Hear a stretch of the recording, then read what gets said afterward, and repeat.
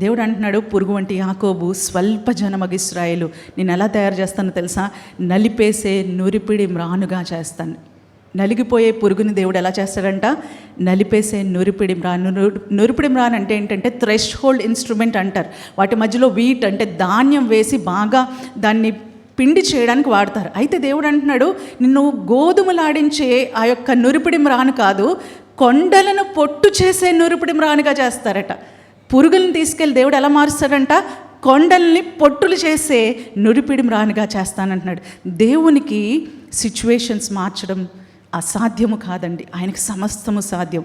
మనుషులకి, బలహీనులైన మనుషుల్ని బలవంతులుగా మార్చడం ఆయనకు సాధ్యమండి. నీటిని ద్రాక్షారసంగా మార్చడం ఆయనకు సాధ్యమండి కదా. ఒక ఎర్ర సముద్రాన్ని పాయలుగా చేసి ఆరిన నేలగా చేయడం ఆయనకి మాత్రమే సాధ్యమండి. అలాంటి దేవుణ్ణి మనం నమ్ముకొని ఉన్నాం. యేసయ్యను గురించి కావ్య రూపేణ ఒక మాట ఉంటుంది, 22వ కీర్తన 6వ వచనం.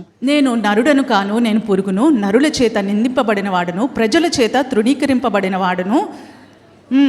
నన్ను చూచి వారందరూ పెదవులు విరిచి తలాడించుచున్న నన్ను అపహసించుచున్నారు. ఇవన్నీ చూసినట్లయితే ఎవరి గురించి రాయబడిందో తెలుసా? సాక్షాత్తు యేసు ప్రభు గురించి రాయబడింది. ఆయన కూడా నరుల చేత దూషింపబడ్డాడు, నరుల చేత నిందింపబడ్డాడు, నరుల చేత తొక్కివేయబడ్డాడు, నరుల చేత భయంకరమైన మాటలు ఆయన పడ్డాడు. నరులు ఆఖరికి ఆయన మీద ఉమ్మి వేశారండి. అంత భయంకరమైన పరిస్థితిలో యేసయ్య అక్కడ ఎలా పోల్చబడ్డాడంటే ఒక పురుగుతో పోల్చబడ్డాడు. అయితే అలాంటి పురుగు